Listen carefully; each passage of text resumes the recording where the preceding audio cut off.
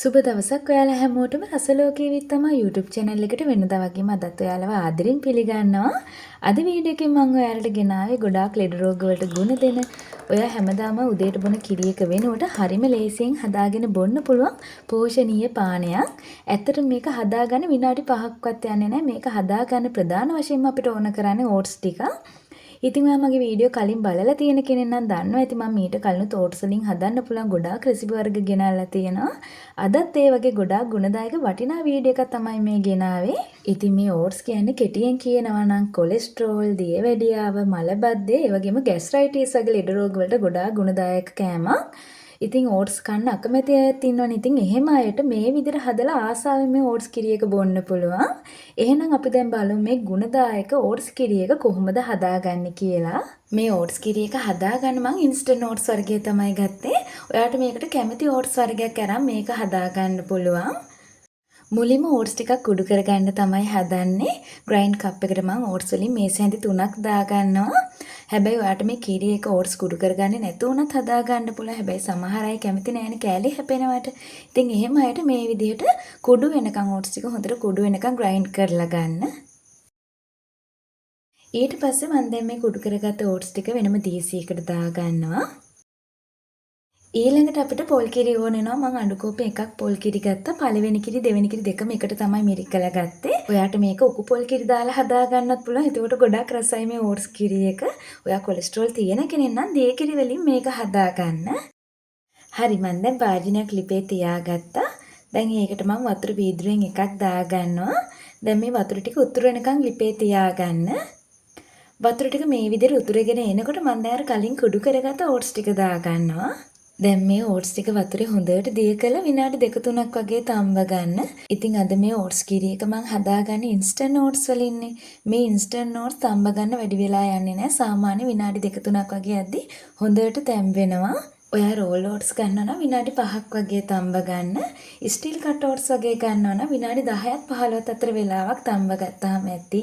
Oats ටික තැම්බුණාට පස්සේ ඊළඟට අපිට පුළුවන් පොල් කිරි ටික එකතු කරගන්න. පොල් කිරි ටික දාලා හොඳට මේ විදිහට කලවම් කරලා උතුරනකන් ටිකක් ලිපේ තියාගන්න. ඉතින් ඔයා දන්නවද මේ ඕට්ස් කියන්නේ තන්තු, විටමින්, ඛනිජ ලවණ බහුල සෞඛ්‍ය සම්පන්න ධාන්‍ය වර්ගයන් නිසා මේවා ශරීරයේ බර පාලනයට, හෘද සෞඛ්‍යයට, දියවැඩියාව, කොලෙස්ටරෝල් පාලනයට විශේෂයෙන්ම ගුණදායක වෙනවා. ඉතින් මේ ඕට්ස් වලින් බර පාලනය වෙනවා කියන්නේ මේවා තන්තු බහුල නිසා කුසගින්න පාලනය කළ අනවශ්‍ය කැලරි ප්‍රමාණය අඩු කරන්න උදව් වෙන නිසා ඒ වගේම තමයි මලබද්ධය වගේ රෝග සුව කරන්න ඒ වගේම ආහාර ජීර්ණ පද්ධතියේ යහපත් බැක්ටීරියා වර්ධනයටත් උදව් වෙනවා. කතා කරන අතරේ මම මේකට ලුණු චුට්ටක් දාගත්තා. ඉතින් අට රස අනුව බලලා ලුණු අඩු වැඩි කරලා එකතු කරගන්න. කිරි ටික මෙහෙම හොඳට පැහැෙනකන් උණු කරගත්තට පස්සේ දැන් හරි. ඔන්න මම දැන් මේක ලිපෙන් අයින් කරගන්නවා. තව දෙයක් කියන්න ඕනේ අද ලෝකේ බොහොමයක් මරණ වලට හේතු වෙලා තියෙන අධික කොලෙස්ටරෝල් තත්ත්වයනේ. ඉතින් මේ කොලෙස්ටරෝල් වළක්වමින් හදවත සෞඛ්‍ය රැක ගන්න මේ ඕට්ස් ගොඩාක් උපකාරී වෙනවා. ඔයා ලෙඩ අඩු කරගෙන ලස්සනට නිරෝගීව ජීවත් වෙන්න ඔයාගේ එදිනෙදා ආහාර වලට මේ ඕට්ස් එකතු කරගන්න. ඒකෙන් වට ගොඩාක් ප්‍රතිඵල ලබා ගන්න පුළුවන්. මම ඔයාලට කලින් කිව්වනේ මේ ඕට්ස් වලින් හදන රෙසිපි කීපයක්ම කලින් මම වීඩියෝ වලින් දාලා තියෙනවා.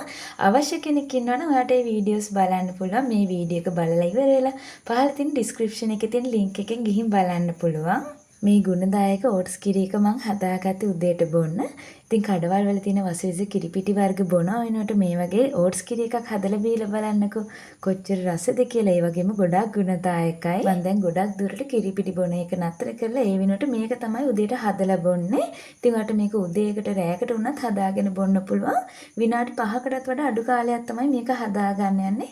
හරිම ලේසියෙන් ඕනම කෙනෙක්ට හදාගෙන බොන්න පුළුවන්. එහෙනම් ඔයත් අනිවාර්යයෙන් මේ පෝෂණීය ඕට්ස් කිරි එක හදලා බලන්න.